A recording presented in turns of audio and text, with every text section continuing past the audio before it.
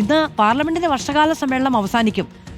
സമ്മേളനം അവസാനിക്കാൻ ഇരിക്കെ അമിത്ഷാ ഇന്നും സഭയിലേക്ക് എത്തിയേക്കില്ല എന്ന വാർത്തകൾ തന്നെയാണ് പുറത്തുവരുന്നത്. വിദ്യാർത്ഥികളുമായി ബന്ധപ്പെട്ട വിഷയങ്ങളിൽ ചർച്ചയ്ക്ക് തയ്യാറെന്നും സമ്മേളന കാലാവധി നീട്ടാമെന്നുമാണ് കേന്ദ്ര സർക്കാർ അറിയിച്ചിരിക്കുന്നത്. എന്നാൽ അമിത്ഷായുടെ പ്രഭാഷണത്തിന് താല്പര്യമില്ല എന്നായിരുന്നു രാഹുൽ ഗാന്ധിയുടെ മറുപടി. വിദ്യാർത്ഥികൾക്കെതിരായ പോലീസ് നടപടിയിൽ പ്രതിപക്ഷം ഇന്നും പ്രതിഷേധം കടുപ്പിക്കും. അതേസമയം ജോൺ ബ്രിട്ടാസ് എംപിക്കെതിരെ സുഷ്മിത ദേബ് രാജ്യസഭയിൽ അവകാശ ലംഘന നോട്ടീസ് നൽകി. ബ്രിട്ടാസ് മതപരമായ പരാമർശങ്ങൾ നടത്തിയെന്നാണ് ആക്ഷേപം. ബ്രിട്ടാസിന്റെ അവകാശ ലംഘന നോട്ടീസിന് പിന്നാലെയാണ് സുഷ്മിത ദേബ് കൗണ്ടർ നോട്ടീസ് നൽകിയത്.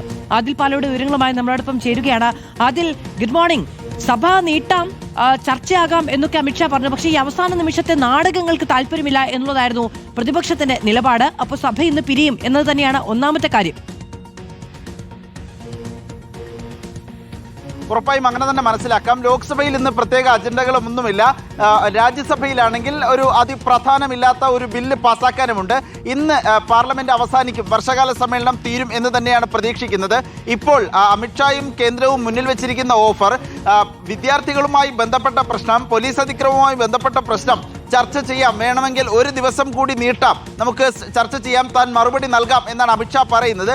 പക്ഷേ അവസാന ദിവസത്തെ നാടകങ്ങൾക്ക് തങ്ങൾക്ക് താല്പര്യമില്ല എന്ന് പ്രതിപക്ഷം നിലപാട് കടുപ്പിക്കുന്നു.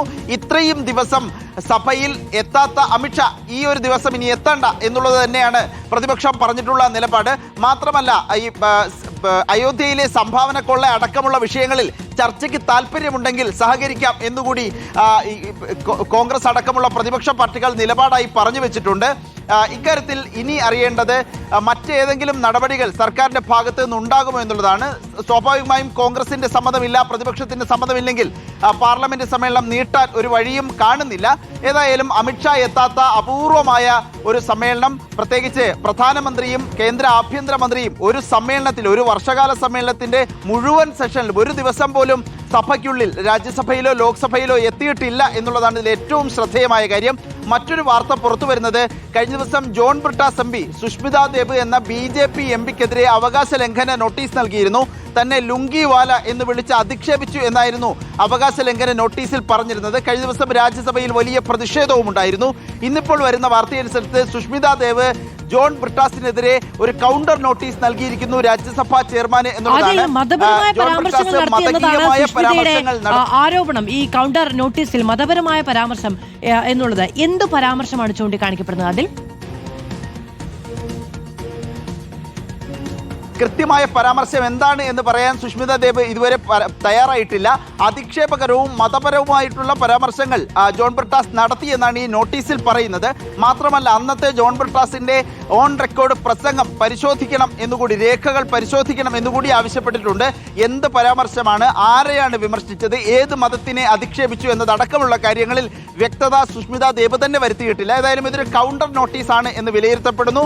നേരത്തെ അവകാശ ലംഘനത്തിന് ലുങ്കിവാല എന്ന് വിളിച്ചതിന് സുഷ്മിത ദേബിനെതിരെ നടപടി വേണമെന്ന് ആവശ്യപ്പെട്ടുകൊണ്ട് അവകാശ ലംഘന നോട്ടീസ് ബ്രിട്ടാസ് നൽകി. ഇപ്പോൾ ബ്രിട്ടാസിനെതിരെ മറ്റൊരു നോട്ടീസ് ഈ BJP MP നൽകിയിരിക്കുകയാണ്. മഹിളാ കോൺഗ്രസിന്റെ ദേശീയ അധ്യക്ഷയായിരുന്നു സുഷ്മിത ദേബ് എന്ന് പറയുന്ന ഈ കുറ്റാരോപിതയായിട്ടുള്ള ഈ MP പിന്നീട് തൃണമൂൽ കോൺഗ്രസിൽ പോയി രാജ്യസഭാ MP ആകുന്നു. അതിനുശേഷം BJPയിലേക്ക് മാറുകയായിരുന്നു ബംഗാളിലെ ഭരണമാറ്റത്തിന് ശേഷം. ഏതായാലും ഈ ചർച്ചകൾ, വിവാദങ്ങൾ കൂടുതൽ സജീവമാവുകയാണ്.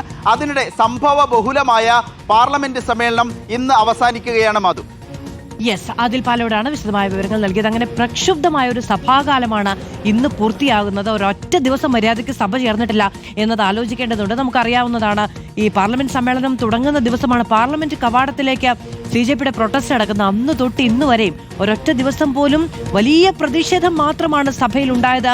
അമിത്ഷാ പാർലമെന്റിൽ എത്തുന്നില്ല, പ്രധാനമന്ത്രി പാർലമെന്റിലേക്ക് എത്തുന്നില്ല, മറുപടി പറയണമെന്ന ആവശ്യങ്ങളില്ല.